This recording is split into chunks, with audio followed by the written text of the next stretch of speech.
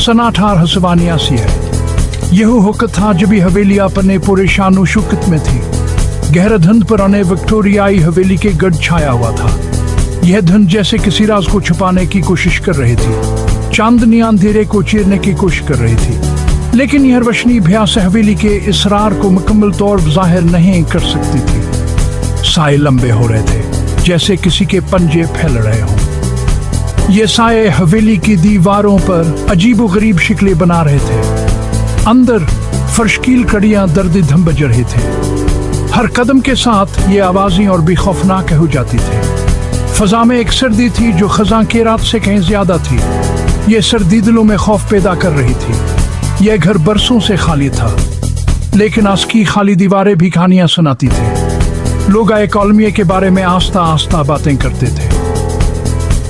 इनके सरगोशियां हवा में गूंजती। एक खानदान जो गम से बिखर गया था, उनके दर्द की कहानियां आज भी जिंदा थे। वो कहते थे कि यह घर कभी भी मुकम्मल तौर पर खाली नहीं था। कुछ बाकी था, कुछ ऐसा जो कभी नहीं गया, कुछ सर्द, कुछ आदास और कुछ गुस्से से भरा हुआ। ये जज्बात हवेली की फिजा में महसूस किए जा सकते थे। आज रात ऊपर वाली खिड़की में एक तन्हा मोमबत्ती टिमटिमा रही थी। यह मोमबत्ती जैसे किसी की मौजूदगी का इशारा दे रही थी। अंधेरे में एक शख्सियत हरकत कर रही थी। यह शख्सियत कौन थी, यह जानना जरूरी था। मैं यहाँ सच्चाई जानने आया था, इस हवेली के राजों को बेनकाब करने के लिए। इसका नाम एलनूर था। वहां अपने शोहर और बेटी के साथ आसघर में रहती थी। वहां एक जालिम आदमी था, लोग कहते थे। उसने इसे पागलपनावर फिर मुंह तक पहुंचा दिया। इसने खुद को सबसे ऊंची खिड़की से फेंक दिया था। अब वो कहते हैं वह रत को हालों में चलती है, किसी ऐसी चीज की तलाश में जो से मिल नहीं सकती। जब मैं इस कमरे में दाखिल हुआ जो कभ्यास का बेडरूम था, तो मुझे एक सर्दी महसूस हुई। हवा में लेवेंडर की हल्की सी खुशबू बाकी थी। मेरे रीढ़ की हड्डी में एक सर्दी दौड़ गई। मैं अकेला नहीं था।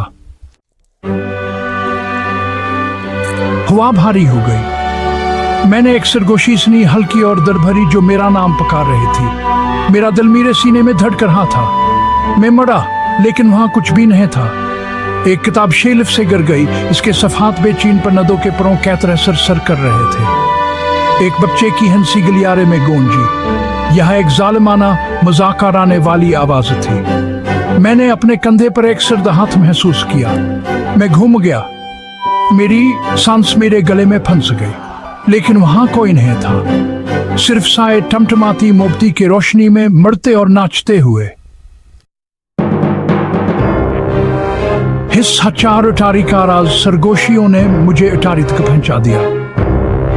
ये सरगोशियां जैसे किसी ने मेरे कान में कोई राज बताया हो, मुझे ऊपर की तरफ खींच रही थी। दरवाजा हस्त रहखला जिसे मुझे अंदर आने की दावत दे रहा हो। अस्की चिरचिराहट ने माहौल को और भी पर असरार बना दिया। चांदनी की एक नजवान अंधेरे में दाखिला हुई थी। इसमें धोल के ज़रात नाच रहे थे। यह मंजर किसी ख्वाब की तरह था, जैसे वक्त थम गया हो। मकड़ी के जाले हर चीज से कफन की तरह चमटे हुए थे। ये जाले जैसे पुरानी यादें हर कोने में बिखरे हुए थे। और फिर मैंने इसे देखा, एक साया जो धीरे धीरे वाज़ह हो रहा था। सफेद लिबास में एक शख्सियत साए में खड़ी है। उसकी मौजूदगी ने मेरे दिल की धड़कन तेज कर दी। वहमड़ी और चांदनी ने गम से भरा हुआ चेहरा जाहिर किया। इसके चेहरे पर एक कहानी थी, एक दर्द भरी कहानी। इसकी आंखें खलीवर आंसुओं से भरी हुई मुझसे घूर रही थी। उन आंखों में एक सवाल था, एक अल्तजा।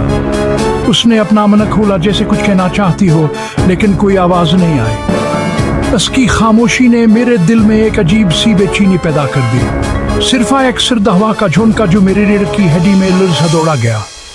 यह हवा जैसे किसी भूत की सरगोशी मेरे कानों में गूंज रही थी। हिस्सा 5 हमेशा के लिए खामोश। सफेद लिबास में मलबूस शख्सियत करीब आती गई। इसकी मौजूदगी ने हवा को बुझल कर दिया, जैसे एहसास के साथ खौफ की एकलहर दौड़ रही हो। इसकी आंखें मेरी आंखों में जमी हुई थीं, एक ऐसी यादासी से भरी हुई थीं जिसे बयान नहीं किया जा सकता। इन आंखों में एक कहानी थी, एक दर्दनाक कहानी जो सदियों पर अनैल गिरती थी। मैं चीखना चाहता था, भागना चाहता था, لیکن میں اپنی جگہ پر جم گیا تھا. میرے جسم نے میرا ساتھ چھوڑ دیا تھا جیسے میں کسی جادو کے زیر اثر تھا. اس نے اپنا ہاتھ بڑھایا اور میں نے اتنی گہرے سردی محسوس کی کہ سالگاہ جسے میرے روح جم گئی. اس کے ہاتھ کی سردی نے میرے دل کی دھڑکن کو بھی سست کر دیا. پھر جتنی جلدی وہ مدار ہوئی تھی اتنی ہی جلدی غائب ہو گئی. اس کی موجودگی کی یادیں میرے ذہن میں گونجتی رہی. اٹاری پھر سے خاموش ہو گئی سوائے میرے اپنے دل کی دھڑکن کے. اس خاموشی میں نے اپنے خوف کو اور بھی زیادہ محسوس کیا. میں نے رونے والی عورت کی سچائی کو پا لیا تھا لیکن اس کے غم کا راز باقی تھا. اس کے آنسوؤں کی گنجاب بھی میرے کانوں میں تھی. یہ گھر سے لیونڈر کی خوشبو کی طرح چمٹا ہوا تھا. اصل میں کیا ایک خوفناک یاد دہانی جو کبھی فراموش نہیں کی جا سکتی. یہ خوشبو جو کبھی سکون بخش تھی اب خوف کی علامت بن چکی تھی.